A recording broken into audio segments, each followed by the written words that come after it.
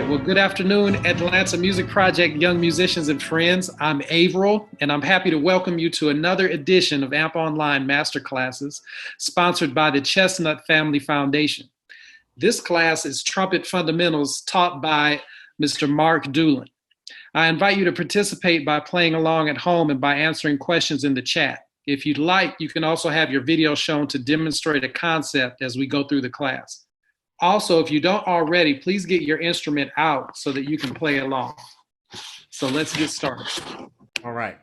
Good afternoon, everybody. Hope everybody's staying healthy and well and practicing a lot.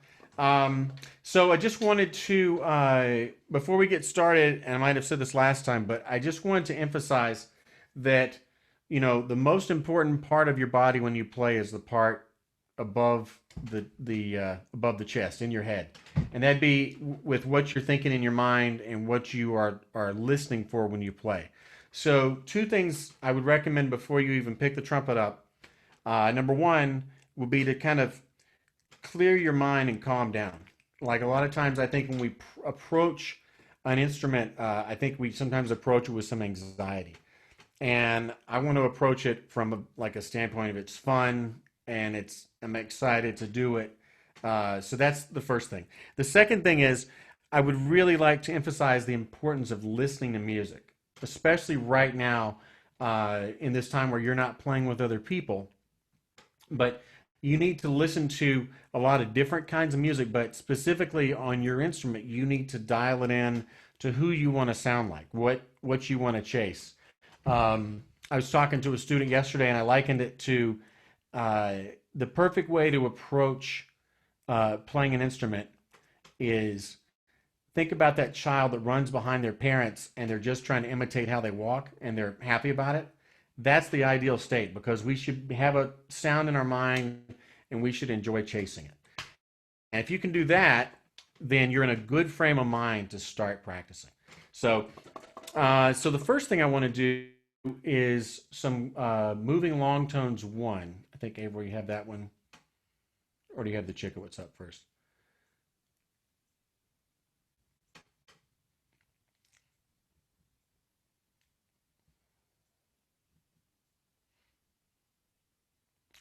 Or we can do the Chickowitz flow study. Let's start with those.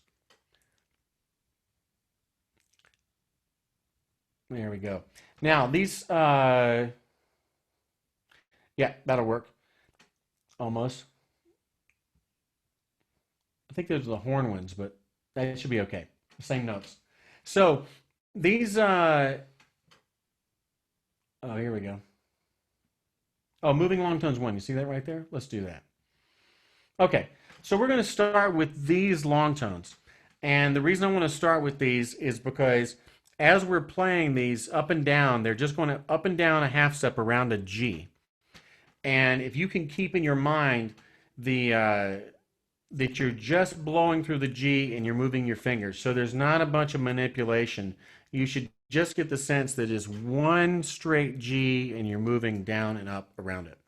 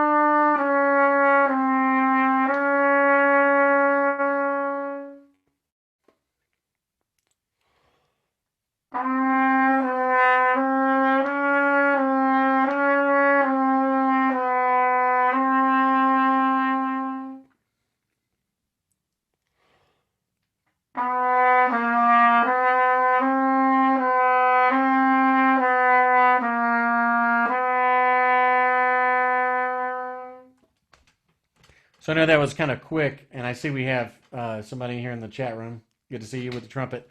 So, but you can practice those in a similar fashion to that, right? So it's just one straight long tone up and down. And then the next thing I want to do is move to the Chickowitz flow studies or the long tone studies.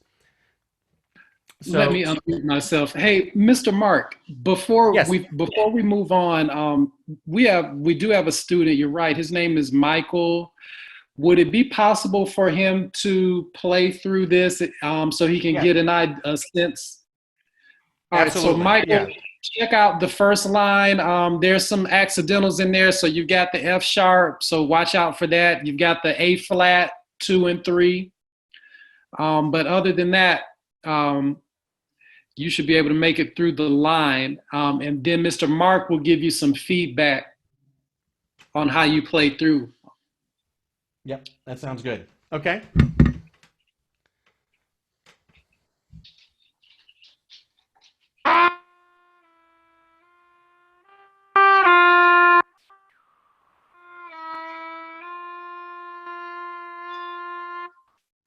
Okay, try that. Can you try that one more time?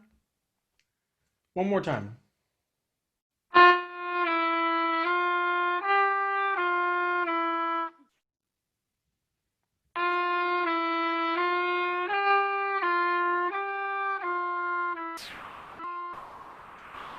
You know, pretty good. Make sure you're playing an A flat. I think you played an A natural on that fourth note. But in general, pretty good. I want to say one thing too. So when I'm doing these, I'm not going to use my tongue at the beginning. And here's why. Because a lot of times people become really dependent on the tongue to start the note. And when I'm starting things at the beginning of the day, I want most of what I do to be dependent upon the air. And the reason I notice the tongue is because when we tongue a note, it tends to, if we over tongue, it'll push the pitch down on the note a little bit and you'll get kind of a grindy sound. So I want you to think if you can just play a G by itself with no tongue and feel like you're letting a ball float up to the top of the water like this.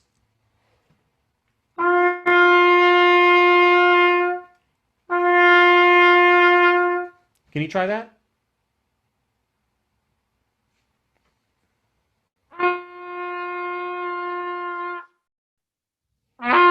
Mm-hmm. Good. And if the note doesn't speak right away, that's totally fine. So do it one more time, and then I want you to add one part to it. In the note, I want to see if you can have a little bit of a decay on the note. Listen to how I'm going to do it.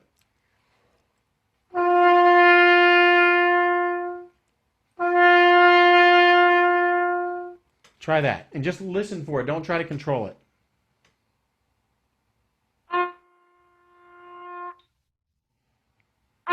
Try one. Yeah, I think that was a little better. Sometimes on the computer it's a little hard to hear. But if you're able to diminuendo on a note, then you're going to be playing in the sweet spot on the sound. And as you kept playing, I could hear your sound get a little warmer. If you're pressing down on a note and kind of pressurizing it, then the note's going to abruptly stop at the end. So that's like a good little litmus test. If you can end it with a nice decay, then you're putting the note in a place where it rings the most and it's the most resonant. Okay, so with that song and just what we've been doing, try that first line one more time.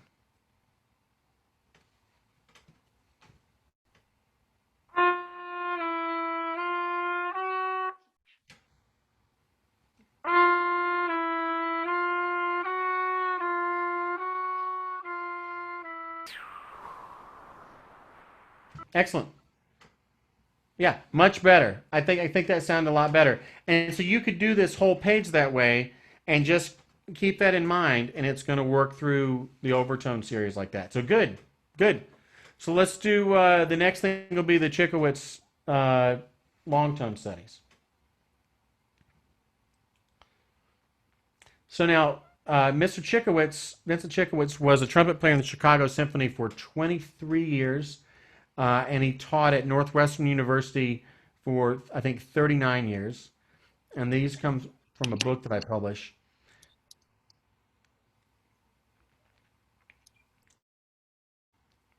Looks like they've been used.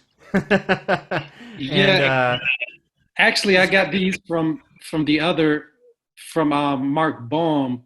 yeah, Um, so I'm Yates scrolling trombone. down to the trumpet Yeah. line. So the way he wrote these was he noticed that when people worked like out of flexibility book like Schlossberg, that they were manipulating a lot in between the notes. So when you would see someone play or things like that, they started manipulating in between the note. So he wanted you to be able to get through the partials, through the overtone series, but have a note in between, a fingered note in between each partial. And that's the way these were conceived. So we're almost there. There we go.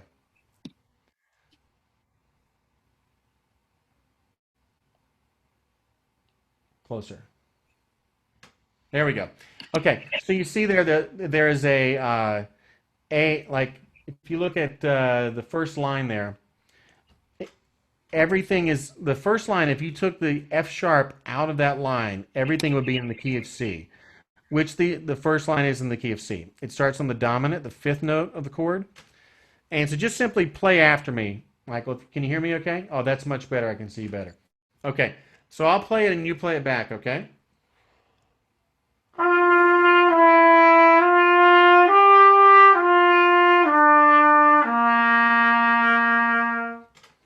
Try that for me.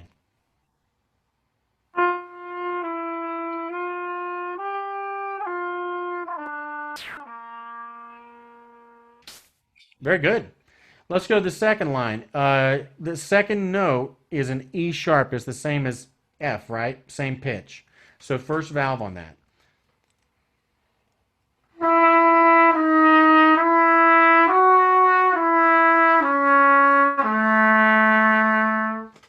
Try that line.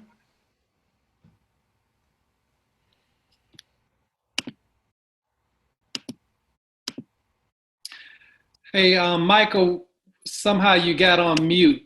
If you could unmute yourself. Hey, Michael, you got to unmute Okay. yourself. I think you heard it at the time. Oh, okay, sorry about that. Sorry. I think you got it. Try it again. Try it You again. got it. Yeah, sorry.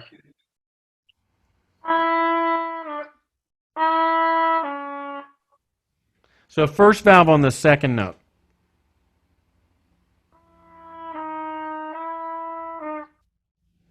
And then G sharp 2 and 3.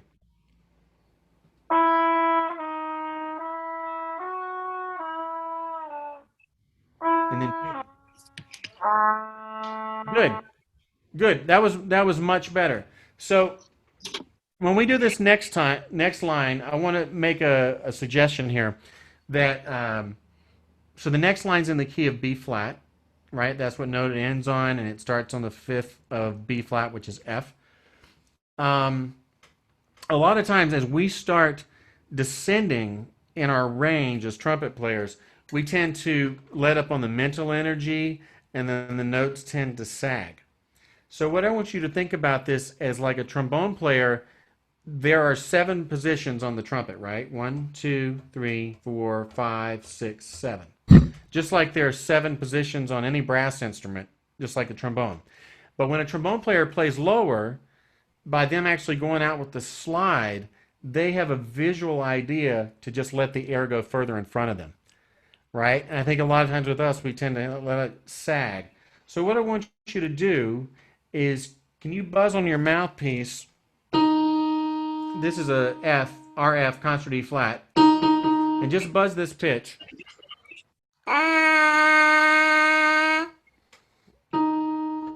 Try that.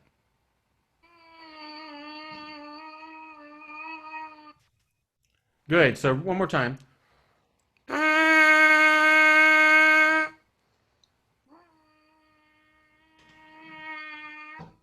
Good. Now, can you do this for me? So hold the mouthpiece in your left hand, and in your right hand, I want you to pretend you have a trombone slide. Okay? And do this.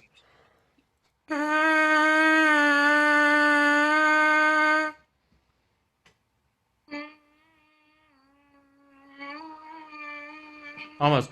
So you're in, and you're out, and you're in.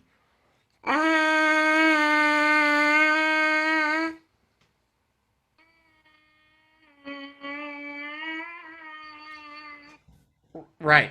And that's what I was thinking might happen. So did you notice your slide and your pitch was wider than mine? We're going to buzz just a little bit more. So when I buzz, I'm only going a half step. So it's very close. And so my slide doesn't have to go that far either, right? Try that one more time. You can sit your trumpet in your lap if you need to. We'll get back to it in a minute, I promise.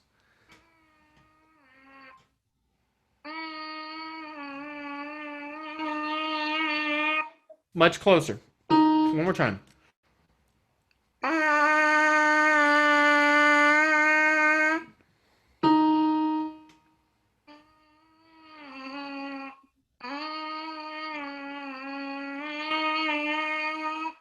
That's closer, okay? Now let's do this on the trumpet.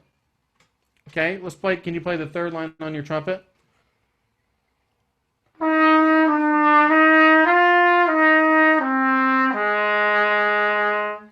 Play that third line now.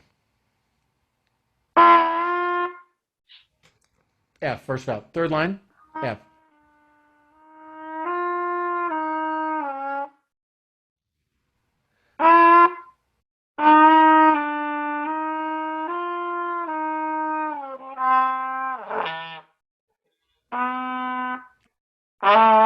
Close. We just got a couple fingerings there. So the last three notes are F, first valve D, first and third, and B flat first. So first, all first and third, and then first again. Try that for me.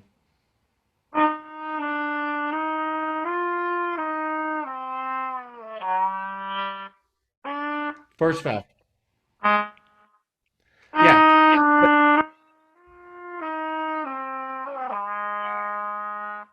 There we go. Good. Now, the reason why I made you go through that whole thing about the buzzing on the mouthpiece, I do buzz a little bit on the mouthpiece when I warm up.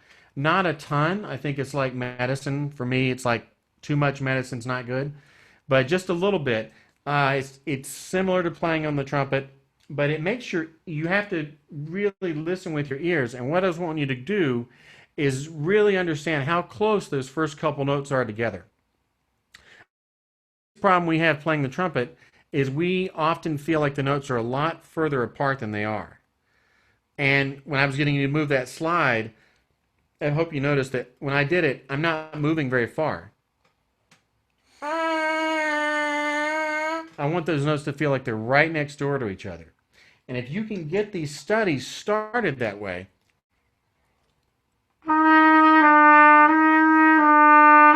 and you realize that half step is very close, your air is set up very well for the rest of the line. Does that make sense? Okay, let's go back and try just that very first one more time, because you know all the notes on that one pretty good. Can we try that? A buzz on the mouthpiece one more time? We're going to play your G this time. And just listen.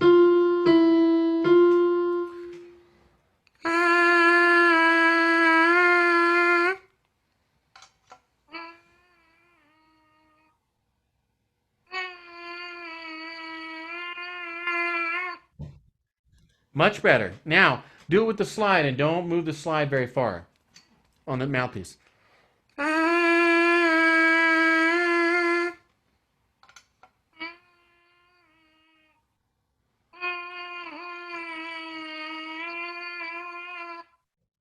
Okay, now try and play that first one again on the trumpet.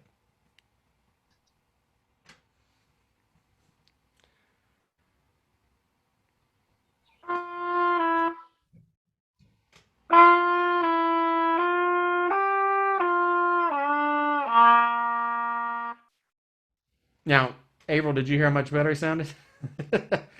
I think your sound is a lot better. I think it's a big difference. Yeah, it's a big difference. And you notice it started more immediately, right?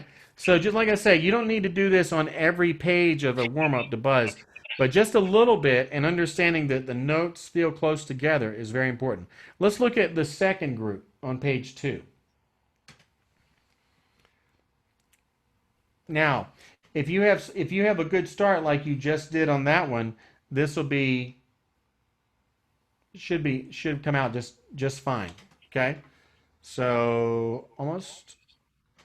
Okay, Michael, are you able to see that the end of it, the C? There we go. Almost. There we go.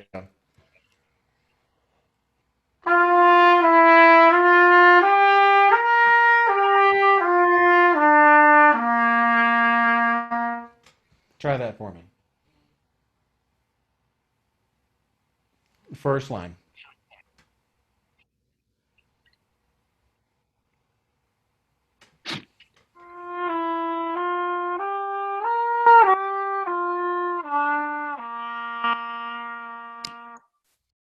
Yeah, that's really good. So one other little thing I want you to do with this. That was very good. If we think of the notes in the scale all of having numbers, right? So I'll show you what I mean. 1, 2, 3, 4, 5, 6, 7, 1, 7, 6, 5, 4, 3, 2, 1. Okay? So if we were going to do that, the G is the fifth, F sharp is 4, G is, again, is 5, A is 6, C is 1, because it's the tonic again, and then A is 6, G is 5, E is 3, and C is 1. And the reason why I want you to do that is if you start learning now how those things sound in a scale, it's going to make reading music a lot easier. So in my head, when I'm playing this, I'm hearing 5, 4, 5, 6, 1, 6, 5, 3, 1.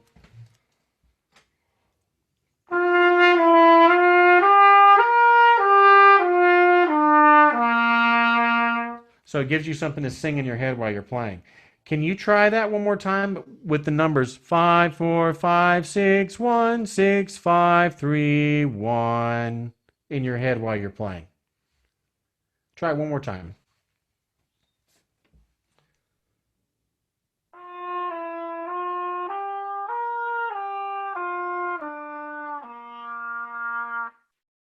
Yeah, good, very good.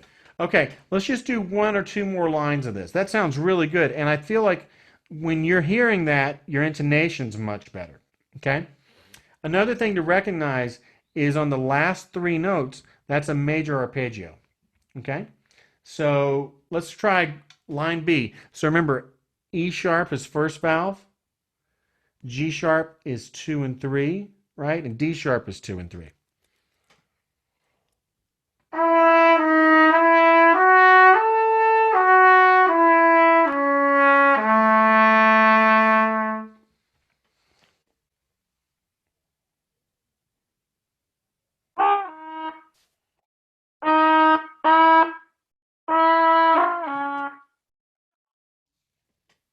F sharp is 2. You want to try the third line? Would the third line be easier? Let's try that.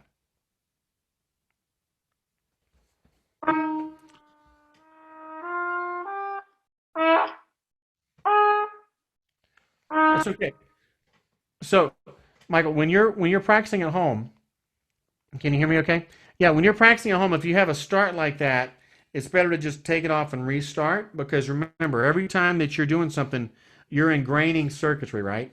So if you have a couple of false starts, your body's going to get used to that. So you always want to make sure that, like, if you miss the first note, that's fine. That's what we do when we practice. We miss notes. So, but I want you to just take it off and put it back on and get a clean start.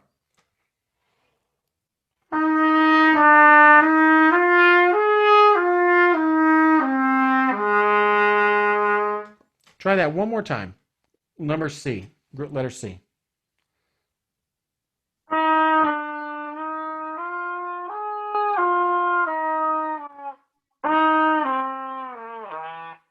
And then first valve on the B flat. Good. All right. So let's go to the chromatics, the Clark 1 chromatics. So, Michael, one thing, there's a big thing that will help you a lot is not quite those. There we go. I think it's in that stack of stuff I sent you today. Michael, one thing that will help is if you learn your chromatic scale very well.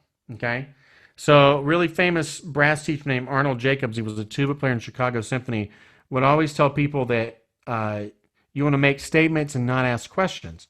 And really what he was talking about was making musical statements and not having doubt about if it's going to come out or what it should sound like. But I also think we can think about that in terms of any kind of musical questions we have. And right now, when you're first learning to play, a big one of those are the fingerings and knowing those so you don't have to guess, right? And also understanding enharmonic spellings. So an enharmonic spelling is when you have the same pitch, but it is the two different notes. So F sharp and G flat are the same note. A flat and G sharp are the same note. So once you have the chromatics down, which we're getting there. Once you have those down. Hey, Mr. Mark, for some reason, this is the file that I have for chromatics. It says chromatics 2. And then, yeah. So should I go to your website? Do you think that would help? Yeah, you could go to my website and you'll find student handouts. And what was that site again? I'm sorry. AtlantaTrumpetAcademy.com.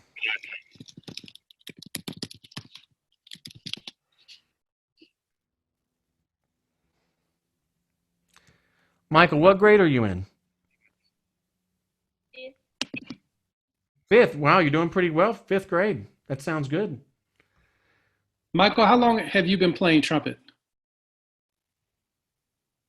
6 months. 6 months. That's pretty good. Go to Chromatics 1. Let's go to Chromatics 1. And it'll be the PDF looking sign right underneath that wording there. There you go. Oh, okay, thank you. Well, Michael, for playing for 6 months, you sound great. So what I want you to do is work on this exercise a lot, okay? And I'll make sure you can get that. There we go. So I want you to notice this is going to teach you to understand enharmonic spellings. So you see the second note there is G flat. And do you see, look in the next to last measure, the second note is F sharp. And that is the same pitch. There we go. Okay? Or look at the bottom. There we go. The bottom of those measures, do you see the low C? Can you find that? Right there in the middle? Maybe, April, if you could point to them. There it is. Do you see the low C? See the note before it is a D flat, and the note after it is a C sharp. So those are the same pitch. So if you can understand the fingerings and which notes are the same pitch and fingering, that's going to really help you. So let's do this. I'll show you how I would work on this line. Let's start with playing the first 4 notes, okay? I'll play them and you play them back.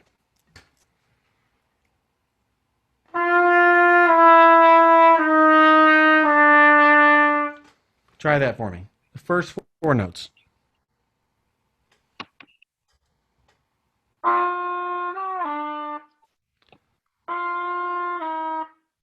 So the second note is second valve, G flat and F sharp, the second valve.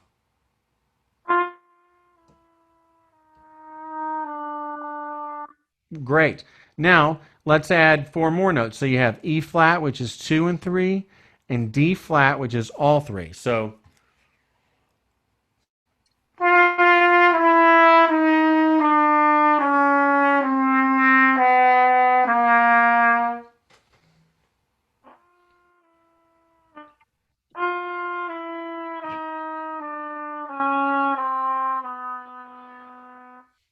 and then low C, right? Good. That was really good. Now, look at this for me. The next measure that starts on a C sharp, you'll notice that those notes are the same as the second measure, just in reverse order. Can you see that? So you see there's the low C, and like I said, before the low C is a D flat, and after the low C is a C sharp. Same pitch. Then you have two Ds. The D, yep, those Ds. And then you have E flat, 2 and 3, and then D sharp is also 2 and 3. It's the same note. Okay? So let's try and play the first three measures together. I'll play it first.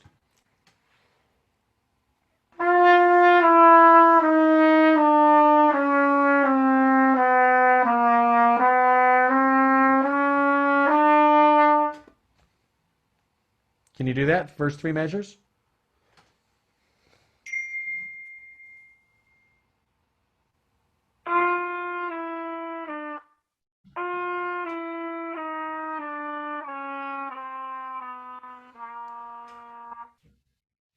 Then come back up.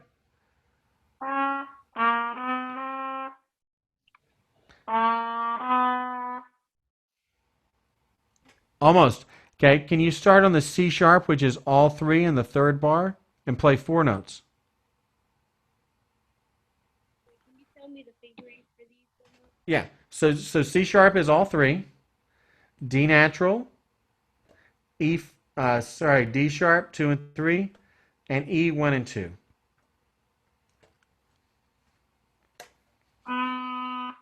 Yeah.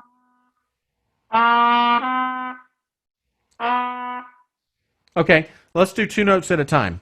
So we're going to start on C sharp, which is all three, and go to D, like this. Good, good. Now D sharp is 2 and 3, so play three notes.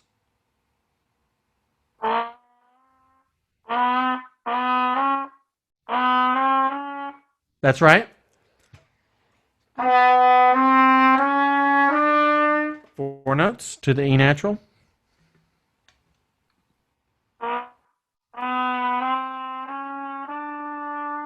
Very good, very good. Now, let's play the first three measures. I'll play it first.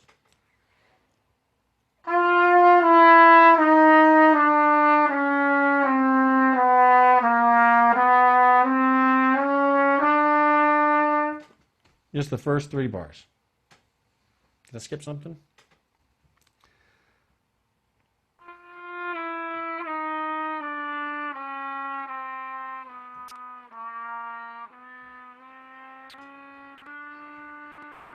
Awesome. Very good. Very good. Now let's look at the last two bars here. We have an F natural, F sharp, G, and G sharp. Now you know how to finger the F sharp, right? Okay. How about the G sharp? G sharp is 2 and 3. It's the same note as A flat. So just play that bar.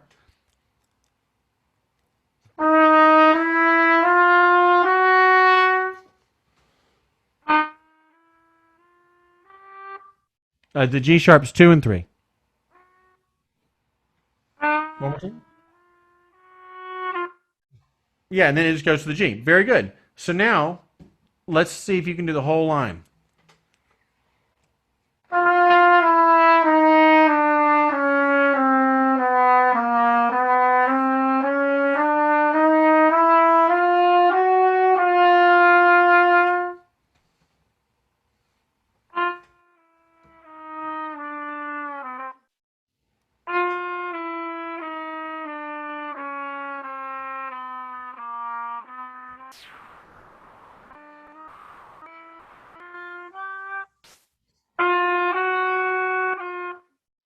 Excellent.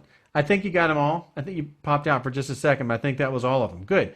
So all you do to learn this page is understand that the second line, it starts a half step higher, and it only goes, the lowest note is a half step higher than the previous line.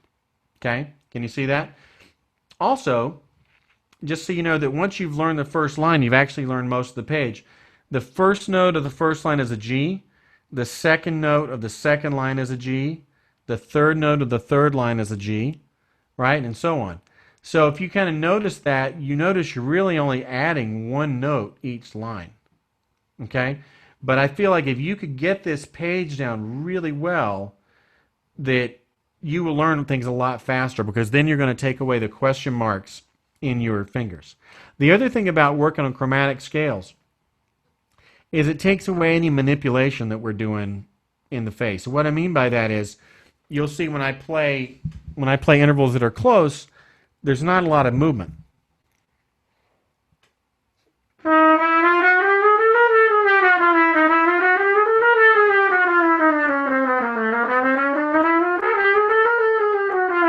Or whatever. I was just playing around a chromatic scale. There's not a lot of movement. When we have wider intervals, sometimes we tend to move a little bit more. But the chromatics will help teach you to keep things close without you having to really think about doing that. And so your air is going really free and easy. But that's good. If I were you, this is what I would work on the most right now, is playing chromatics. So you understand all the spellings. And another thing you could do, if I were in 5th grade and sound like you, I would print this page out a couple of times, and just like a worksheet, I would write the fingerings underneath it. I'd do it a couple times a day, and in a week of writing the fingerings out and practicing them up and down, you'll know it cold. You know your chromatic scale very well, and you're in 5th grade, you're doing really well, because it's going to set you up so where you're not going to be having to look up fingerings all the time or guessing, because as soon as you start to guess, our mind goes off of the sound we're trying to make, and it goes into a physical thing. We tend to back away from our air. So that is very important for you to learn right now. While we're at it, let's do the next thing. Let's talk about flexibility. Can we go to flexibility 1A?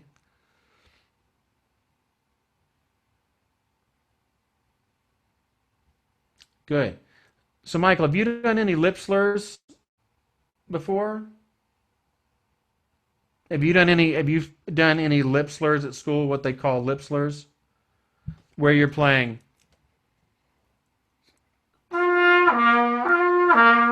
anything like that? Okay. You do a little bit. You do a little bit of that with Mr. Jaron, but just a little bit. So this is going to be good. Yeah. So what I want you to work on here. So I'm going to explain the lip slur thing just a little bit. On the trumpet, like I said, we have 7 positions that our fingers generally go into, just like there's 7 slide positions on a trombone. And those are called the Harmonic Series, right? So each position, as you play up and down the horn, has several different notes that come out. And as we get higher, those notes get closer together. The problem is a lot of times when we're first learning how to do lip slurs, it gets really physical, and we start manipulating a lot and trying really hard to get from one note to the next. So what I want you to do is we're going to play this first line. I want to see how smooth we can get it, and then I'm going to try and go back and explain to you what we just did. Okay? So I'll play it and you play it back.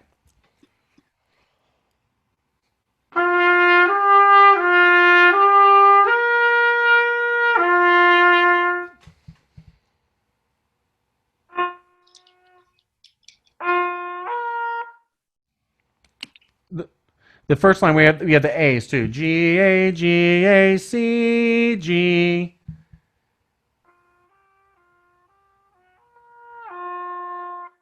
Not bad. One more time. Listen to me.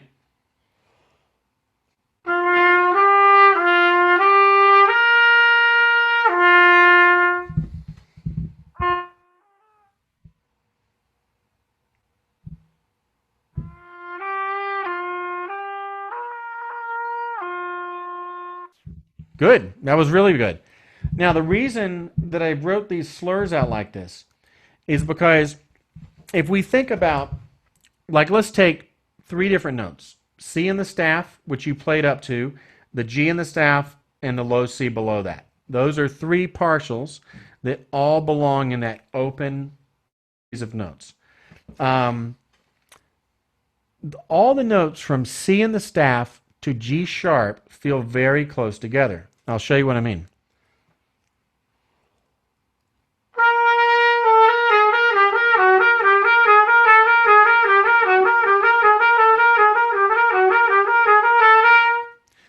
That felt very close together. I didn't have to do any like lip flexibility. It was all right there in the same family. If I play G to low C sharp, those notes feel very close together.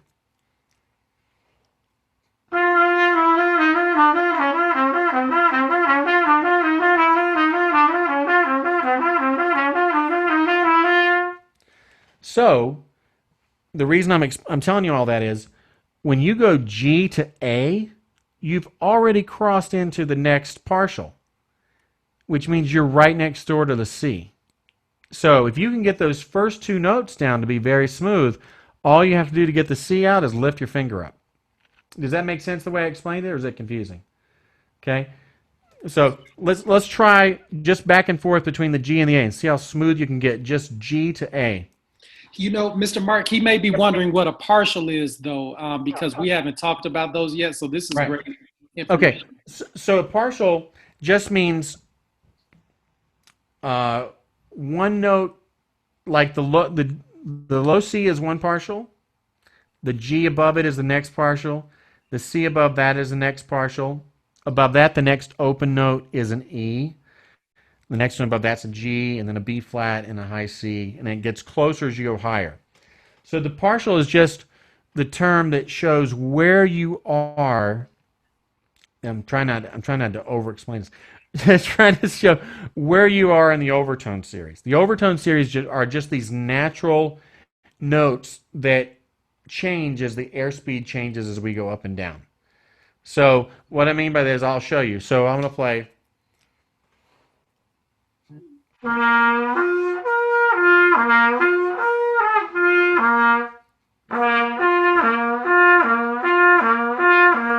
I was changing partials there.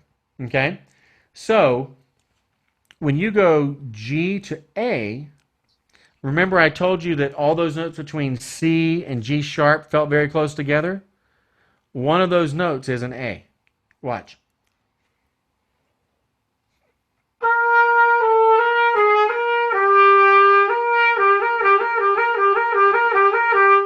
Those feel very close together because I haven't gone over any more open notes in between those two.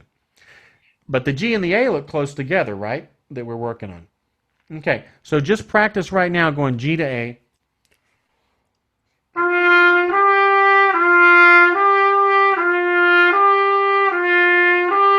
Just do that several times, back and forth over those two notes.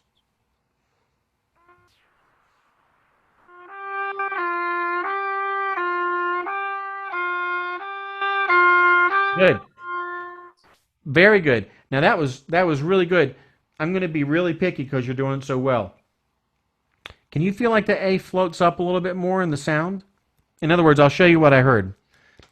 I hear you doing this a little bit. There. And I want mine to go. Can you hear the difference between those two? Listen one more time.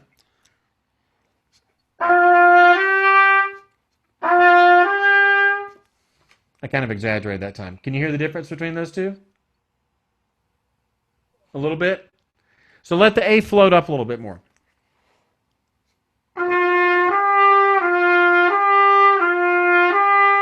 Try that one more time.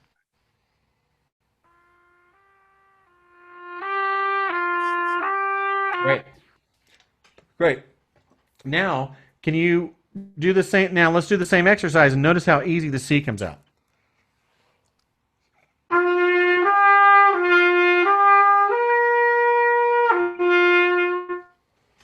Try that first line one more time.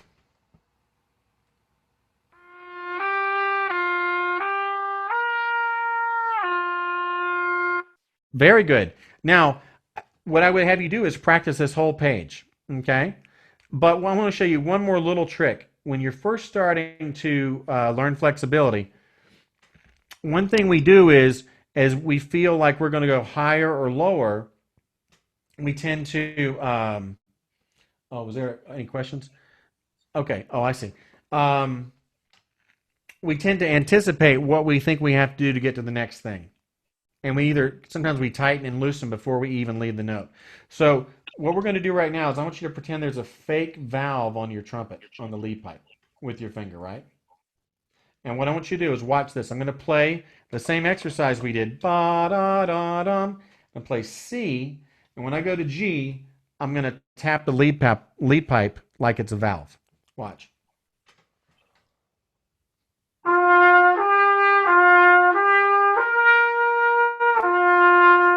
Can you try that?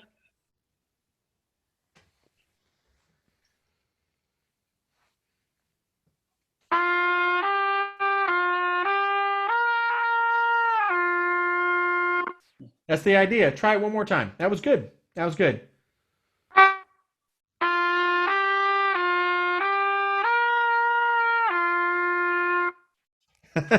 That popped out so great. Did that feel a little bit weird? Okay. Sometimes people think it feels weird because it's so super. You don't have to take your horn all the way off the thing and do it, but it's just one little trick. Bum bum bum bum. So that way the note goes where it should go right then, as opposed to you sliding in there or trying to physically manipulate it here. Okay? But that was much better. Very cool. Very cool. Well, time has gotten away from us, man. I can talk too much, but no, well, I think this was really good. I think this was really good, and it was really in a good place for where Michael was at. So yeah, he sounds great.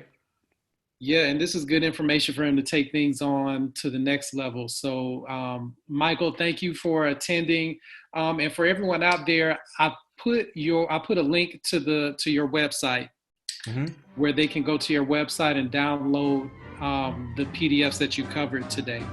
Yep. And so, also, if you all have any questions or anything, you can send them to me, and then I'll relay them to Mr. Mark, and we will make sure that we get an answer for you. So Thank you all. Thank you everyone for tuning in, and thank you, Mr. Mark, for an awesome masterclass on Trumpet Fundamentals. Okay, very good. Thank you, guys. See you later.